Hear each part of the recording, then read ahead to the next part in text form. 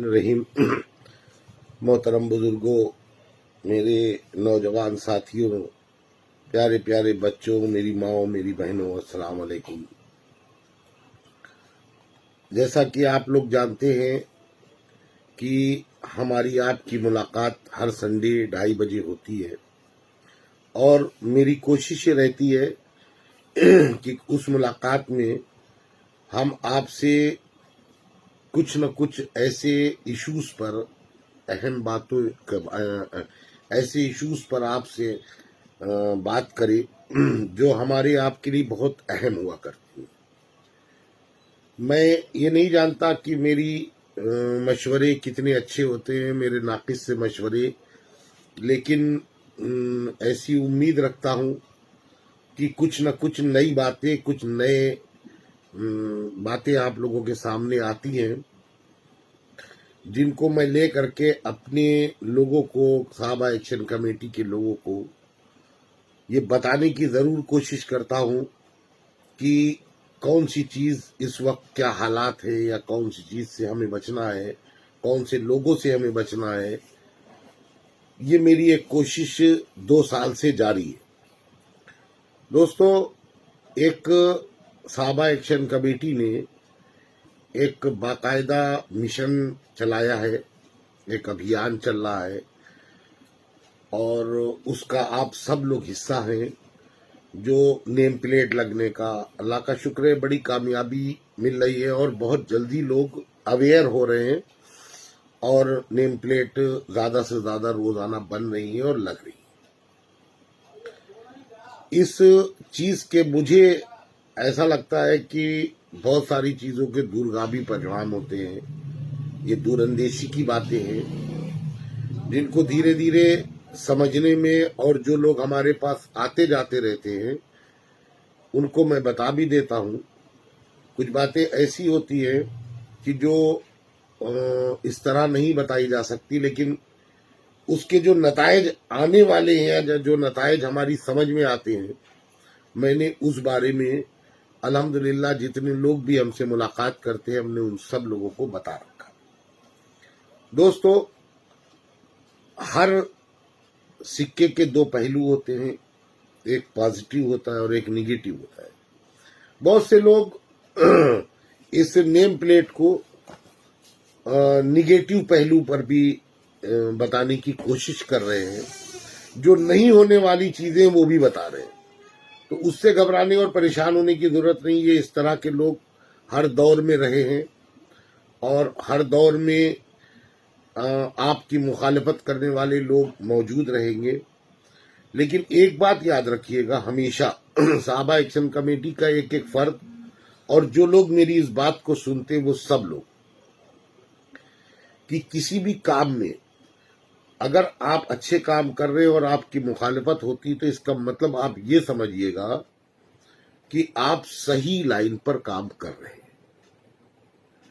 अगर कुछ लोग मुखालिफ नहीं होंगे तो आपको आगे के मशवरे कैसे मिलेंगे, आपकी इस्लाह कैसे होगी। तो ये एक बात बिल्कुल सच्ची है कि जब लोग 2, 4, 5, 10 लोग किसी चीज की मुखालफत करते हैं तो इसका मतलब ये है कि आप काम सही कर रहे हैं। आपका ध्यान मैं 2 बहुत अहम मसलों पर ले जाना चाहता हूं। कभी कभी आप देखते हैं कि बहुत बड़ी खबरें जो हैं, जो बड़ी बातें होती हैं, उनको छोटी सी खबर बना के पेश कर दिया जाता है। जिसमें मैं आपको बताऊं कि अभी चंद दिन पहले जब हमारे मुल्क में कोरोना जैसी बीमारी, ये वबा जब आई, तो इसका ठीकरा सीधे फोड़ा गया था तबलीगी जमातियों पर, और किन किन मुश्किलों का उन बेचारों को सामना करना पड़ा। मैं पहले दिन से इस बात को कह रहा था, जिस वक्त तबलीगी जमात का बड़ा नाम लिया जा रहा था कि इनकी वजह से टीवी चैनल्स पे न जाने क्या क्या कहा जा रहा था, उसी दौरान हमारे लखनऊ शहर में कनिका कपूर आई थी, जो पूरे शहर में टहली, घूमी, इधर गई, बड़ी बड़ी पार्टियों में शामिल हुई। तो तबलीगी जमातियों से मिलने वाला हर शख्स कोरोना पॉजिटिव हो रहा था और कनिका कपूर से मिलने वाला ہر شخص نگیٹو تھا. یہ بات میں نے اس وقت بہت زور دے کے کہی تھی آپ لوگوں کو سمجھانے کے لیے. اسی سلسلے میں جو ہمارے ہندوستان میں باہر سے بیرونی ممالک کی جو جماعتیں آئیں اور بیرونی ممالک کے لوگوں کو کس طرح کی مشکلوں کا سامنا کرنا پڑا، جماعتیوں کو ان کو جیلوں میں تک کے رکھا گیا، ان کے خلاف لک آؤٹ نوٹس جاری ہو گیا. لیکن میں بتانا آپ کو اس لیے چاہ رہا ہوں کہ ایک بہت چھوٹی سی خبر اخبار میں آئی تھی اور مجھے اپنے ذرائع سے بھی پتا چلا کہ اس لک آؤٹ نوٹس کو سرکار نے سپریم کورٹ میں واپس لے لیا. جب ان پر الزام لگا تھا تو بڑے بڑے چینلز، ہندوستان کے بڑے بڑے چینل جو تھے وہ یہی چیخ رہے تھے، یہی چلا رہے تھے کہ لک آؤٹ نوٹس جاری ہو گیا اور تبلیغیوں نے یہ کر دیا اور ودیشی تبلیغی جو جماعت کے لوگ تھے ان لوگوں نے یہ کر دیا، ایسا کر دیا. لیکن اسی کو دھیرے سے واپس لے لیا گیا اور ان کو کلین چٹ. اس بات کو آج ٹی وی چینلز پہ کہنے والا کوئی نہیں ہے، نہ اس پہ کوئی ڈیبیٹ ہو رہی ہے. دوسری اسی سے جڑی ایک بات آپ کو اور بتانا چاہتا ہوں. میں یہ اپنی ذمہ داری سمجھتا ہوں، میں سوچتا ہوں کہ اگر میں نہیں کہوں گا تو سب تو گونگے بہرے، میں بھی گونگا بہرا بن جاؤں. اور اس وجہ سے کہ بھیگے ہوئے پروں سے پرواز کر کے دیکھ، بھیگے ہوئے پروں سے پرواز کر کے دیکھ، انجام خدا پہ چھوڑ دے آغاز کر کے دیکھ. تو میں ایک آغاز کر رہا ہوں اور کہتا رہوں گا، زباں کٹ جائے گی گر چپ رہوں گا. زباں کٹ جائے گی گر چپ رہوں گا، جگر پھک جائے گا اگر کچھ کہوں گا. تو میں اپنی زبان کو روک نہیں سکتا. جو سچائیاں ہیں وہ اپنی قوم و ملت اور دیگر لوگوں کے سامنے بھی لانا چاہتا ہوں، لاؤں گا. اسی سلسلے میں ابھی کچھ روز پہلے C A N R C N P R کو لے کر آپ حضرات نے دیکھا ہوگا کہ جامعہ یونیورسٹی کے ساتھ میں کیا کیا ہوا، وہاں کے اسٹوڈنٹ کے ساتھ میں کیا کیا گیا. جامعہ یونیورسٹی کو آتنکوادیوں کا اڈا بنایا گیا، ان کو اڈا بتایا گیا، باقاعدہ ڈیبیٹ ہوئی، تمام مقدمے لکھے گئے، کس طرح ان کو یونیورسٹی کیمپس میں گھس کے پولیس نے مارا، ان کے ساتھ کیا کیا مظالم ہوئے، یہ سب نے دیکھا. اور اس کے بعد جو صاحب ٹی وی چینلز پہ ہوتا تھا کہ ٹی وی چینلز والے تو خود ہی مقدمہ چلاتے تھے، خود ہی پھانسی بھی دے دیتے تھے. لیکن اللہ کا کرم آپ دیکھیے، اس رب العالمین کا کرم دیکھیے. جامعہ یونیورسٹی خالی مسلمانوں کی یونیورسٹی نہیں ہے، وہاں سبھی مذہب کے بچے پڑھتے ہیں.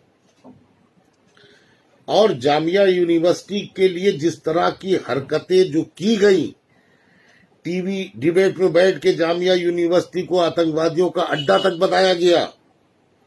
آج اللہ کا نظام دیکھیے کہ پورے ملک کی یونیورسٹی میں فرسٹ رینک حاصل کی ہے. جامعہ یونیورسٹی میں پہلی رینک ملی ہے جامعہ یونیورسٹی کو. کیوں ملی ہے صاحب؟ وہاں کے اسٹوڈنٹ ملک کی تعمیر میں برابر کے حصے دار رہتے ہیں. آج آپ جس طرف نگاہ اٹھا کے دیکھیے، بڑے بڑے عہدوں پہ جو فائز ہیں اس میں آپ کو میکسیمم لوگ جامعہ کے پڑھے اور علی گڑھ کے پڑھے ہی ملیں گے. علی گڑھ یونیورسٹی کے لیے جس طرح کی سازشیں کی گئیں اس کو چوتھی رینک ملی ہے. اور یہ دیش کی بڑی بڑی یونیورسٹیز کو شامل کر کے جامعہ کو پہلا نمبر، علی گڑھ یونیورسٹی کو چوتھا نمبر ملا. یہ ڈوب مرنے کی بات ہے ان لوگوں کے لیے جو ان جگہوں کو آتنکوادیوں کا اڈا بتاتے. میرے بھائیوں، ایک بات آپ سے اور کہہ دوں کہ اگلے سنڈے کو میری آپ کی جب ملاقات ہوگی تو محرم کا مہینہ شروع ہو چکا ہوگا۔ اس بار کے محرم میں کچھ خاص چیزیں ہوں گی۔ کسی بھی جلوس یا محرم میں ہونے والے پروگرام شیعہ سنی دونوں کے کرا لینا تو آسان ہوتا ہے اور ہوتا چلا آ رہا تھا، لیکن ان کو روکنا بڑا مشکل کام ہوتا ہے۔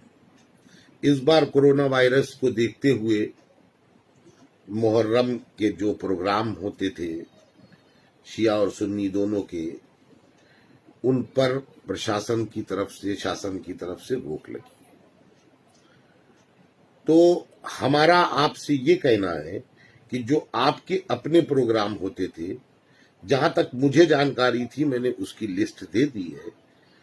میری آپ حضرات سے یہ درخواست ہے کہ جس طرح صحابہ ایکشن کمیٹی کا ایک بہت بڑا جلسہ عام ہوتا تھا بقرعید کے چوتھے دن، اور صحابہ ایکشن کمیٹی نے ملک کے حالات کو، اپنے شہر کے حالات کو دیکھتے ہوئے، چونکہ ہمارا لکھنؤ ریڈ زون میں ہے، اس کو دیکھتے ہوئے اپنے پروگرام کو، اپنے جلسے عام کو کینسل کیا، اس سال کے لیے ملتوی کیا۔ اسی طرح آپ حضرات کے بھی جو پروگرام ہوتے تھے، شہداء اسلام کے جلسے اور دیگر جو جلسے ہوتے تھے، ان جلسوں کو ہمارے بڑوں نے تو فیصلہ کر لیا کہ اس بار یہ جلسے نہیں ہوں گے، لیکن ہمیں آپ کو بھی اس بات کا خیال رکھنا ہے کہ کسی طرح پر کوئی اس طرح کا ناخوشگوار واقعہ پیش نہیں آنے پائے۔